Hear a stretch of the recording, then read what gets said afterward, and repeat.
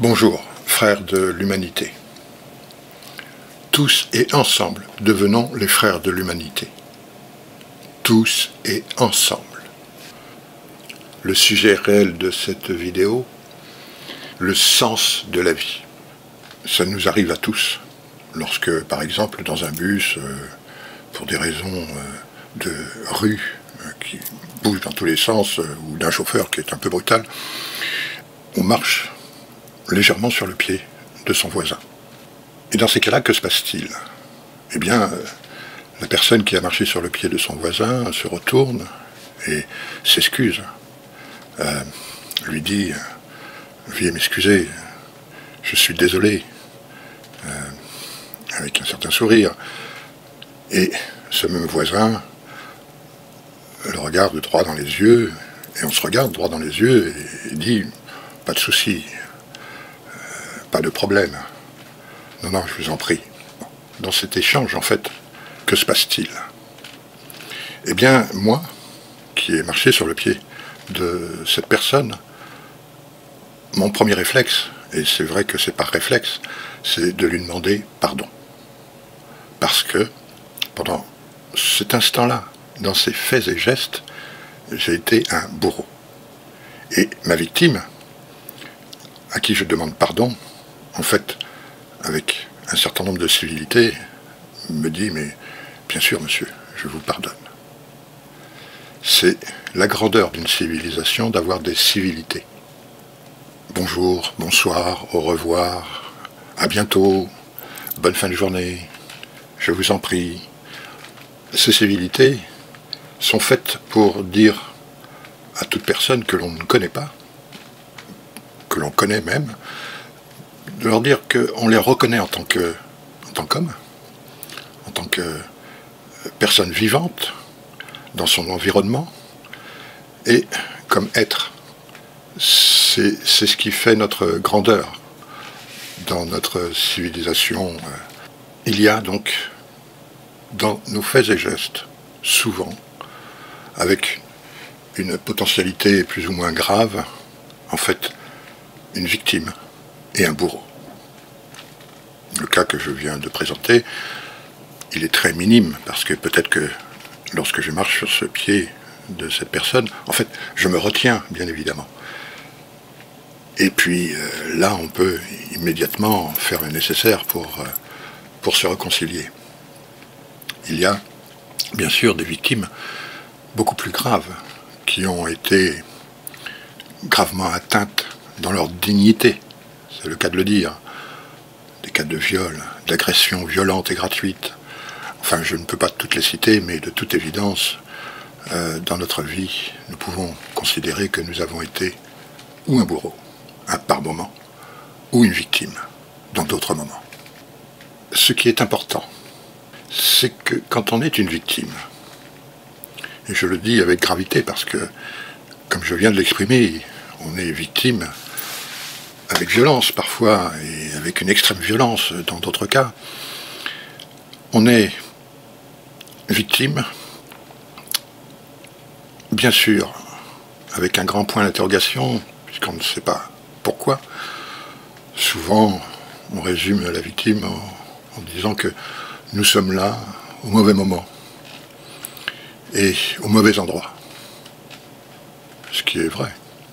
Cependant, pour éviter pour la victime de conserver un mauvais ressentiment, pour alimenter une haine, ou pour alimenter une vengeance psychologique, physique, psychique, il est bon pour cette même victime de pardonner à son bourreau. Il est bien évident que ça ne va pas se faire dans l'instant, mais il est important d'essayer de comprendre pourquoi on doit pardonner à son bourreau. Je viens de le dire, tout simplement pour dissiper la haine ou la vengeance et pouvoir soi-même se réparer psychologiquement, psychiquement, et se réparer plus vite, dans certains cas, physiquement. La meilleure preuve, c'est que lorsque l'on pardonne à son bourreau et que vient à un moment donné le moment du procès, quand il a lieu, la victime se rend à ce procès pour écouter de la part du bourreau éventuellement sa demande de pardon. Et la victime, si durant ce procès elle n'entend pas la demande de pardon de ce bourreau, eh bien elle reconnaît, c'est dommageable pour ce bourreau de ne pas demander pardon, et la victime dit bon bah c'est son affaire, mais c'est plus la mienne. Ça veut dire que la victime, en pardonnant, a pu se réparer de son état de victime. Une chose aussi, pour y revenir quelques instants, c'est le libre arbitre. Et je vais faire, pour exprimer le libre arbitre, une analogie avec un muscle. Lorsque on n'utilise pas un muscle, ou plutôt quand on utilise un muscle, prenons-le dans ce sens-là, le muscle gonfle, devient de plus en plus puissant et conserve son utilité durant toute notre vie. Dans le cas contraire, lorsque l'on n'utilise pas un muscle, eh bien celui-ci s'atrophie, se calcifie, enfin bref, est complètement inutile. Le libre arbitre, c'est pareil. Lorsque on ne l'utilise pas, eh bien, on peut dire à un moment ou à un autre qu'il n'a servi à rien, et donc qu'il disparaît de la conscience de la personne qui ne l'utilise pas. Et lorsque l'on meurt, eh bien, l'âme qui monte dans les limbes se retrouve un peu dans cette attitude-là. L'âme est une osmose entre la conscience et le libre arbitre. L'âme est immortelle, et Dieu donna à sa créature une intelligence, une conscience, un libre arbitre, et donc une âme. Après un examen de conscience, c'est-à-dire l'âme demande à Dieu sa réincarnation. Et si l'âme dans les limbes ne le fait pas, eh bien éternellement, elle va rester là, sans savoir, sans pouvoir.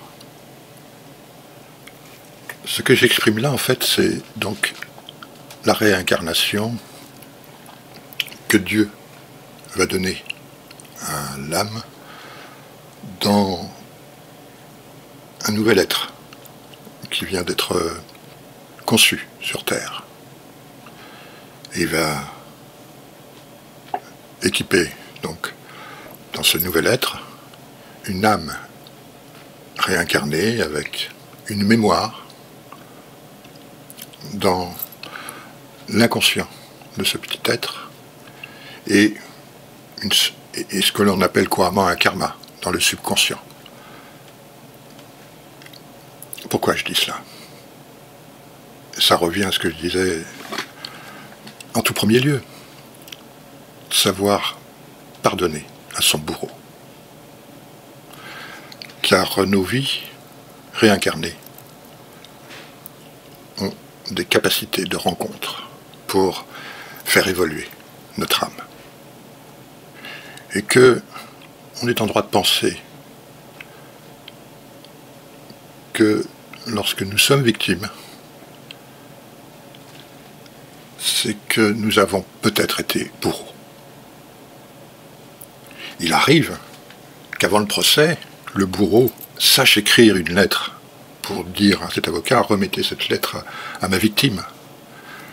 Et dans cette lettre, il explique pourquoi, comment, enfin en tout cas il demande pardon à sa victime.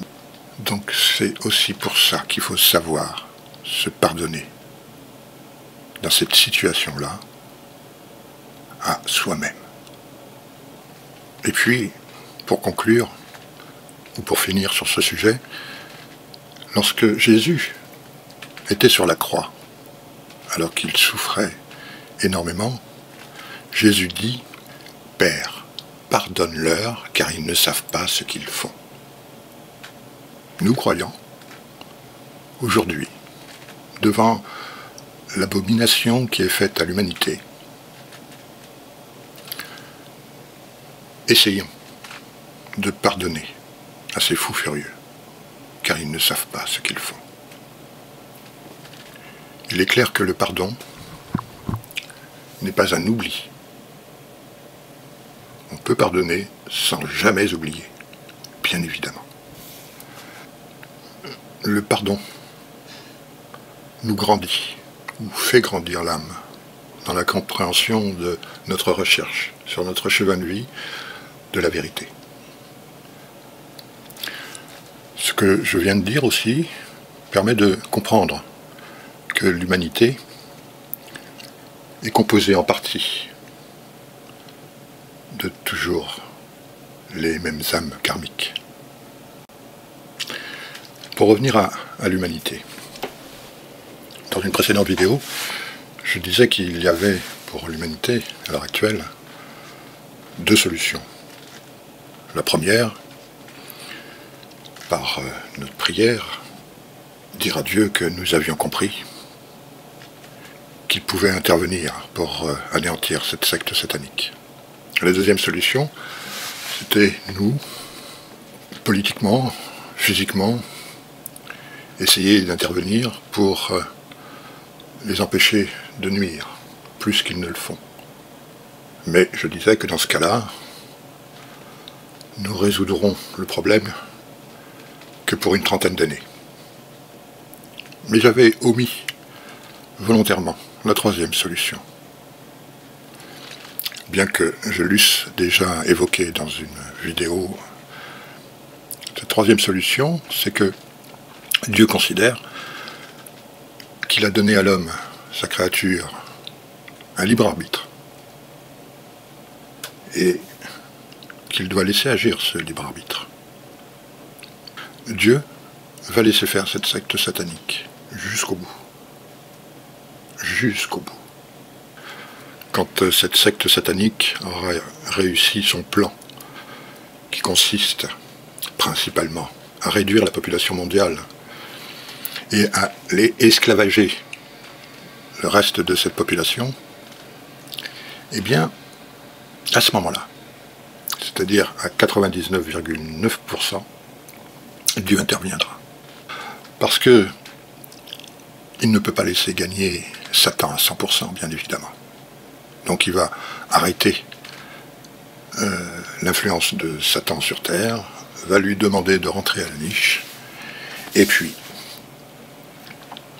l'humanité réduite à 90% reprendra ses activités. Je ne serai plus là pour le vivre, mais 90% de l'humanité non plus. En fait, c'est la première fois dans l'histoire de l'humanité que nous avons cette possibilité de comprendre ce qui nous arrive. Satan a déjà été chassé par Dieu plusieurs fois dans l'histoire de l'humanité. Mais à chaque fois, Satan s'en prenait à une partie de l'humanité, parce qu'elle était très dispersée sur la Terre. Babylone, Pompéi, enfin, etc. Sans rentrer dans les détails, tout le monde comprend qu'effectivement, Dieu est intervenu à l'insu des hommes, parce qu'il ne pouvait pas laisser gagner Satan, bien évidemment. Mais là, l'humanité est parfaitement au courant de ce qui lui arrive. Enfin, les croyants. Et donc, c'est la responsabilité des croyants de faire ce qui est nécessaire pour sauver l'humanité. Et donc, en conclusion, nous méritons ce qui va arriver. Le bras armé de Satan sur Terre ira jusqu'au bout de ses objectifs, c'est-à-dire réduira à 90% la population mondiale et mettra en esclavage les 500 millions d'êtres qui auront jusque-là résister. Satan le sait très bien, que dans cette résistance, c'est les créatures de Dieu. C'est de mettre l'humanité croyante en esclavagisation. C'est écrit. 500 millions d'êtres humains seront l'esclave de Satan. Ça veut dire que sur Terre, à l'heure actuelle, il y a 500 millions de croyants. Venons-en maintenant à Satan. La définition que je vais faire de Satan, en fait, ne vient pas de moi. Cette définition vient de Maria Valtorta, est une mystique catholique italienne, membre du tiers-ordre des Servites de Marie, née à Caserte, en Campanie, le 14 mars 1897 et morte le 12 octobre 1961 à Via Reggio, en Toscane. À partir de 1943, elle transcrit dans des cahiers les visions et les dictées qu'elle dit recevoir. Les passages évoquant des scènes de la vie du Christ sont publiés sous le titre « L'Évangile tel qu'il m'a été révélé ». Il en est sorti des livres, et dans ces livres, il y a donc la définition de Satan. Voilà comment ça se présente. Satan, S. Sacrilège, orgueilleux. A. Athéisme, adverse. T. Turpitude, tentateur et traître. A. Anti-charité, avide. N. Négation et ennemi. Et puis, on peut encore continuer cette définition en disant qu'il est Satan, séducteur, rusé, qu'il appartient aux ténèbres, qu'il a une grande agilité et surtout de l'iniquité. Alors, si vous prenez l'ensemble de ces termes et que vous en recherchez l'exact contraire de chacune de ces occurrences, vous aurez Dieu. Dieu et notamment la morale de Dieu. Ce que l'on pourrait appeler les lois naturelles. En fait, si l'on reprend le contraire de ces occurrences, nous pourrons faire ou refaire la vie de Jésus sur terre. Jésus, fils de Dieu. C'est-à-dire, Dieu a envoyé sur terre Jésus pour qu'il nous montre comment vivre sur terre avec éthique et morale. Jésus est l'exemple que nous devrions suivre. Donc, ton véritable ennemi est celui que tu ne peux nommer sans craindre pour ta vie. Alors, vous en avez très certainement entendu parler. C'est que cette secte satanique est composée en premier lieu de 13 familles.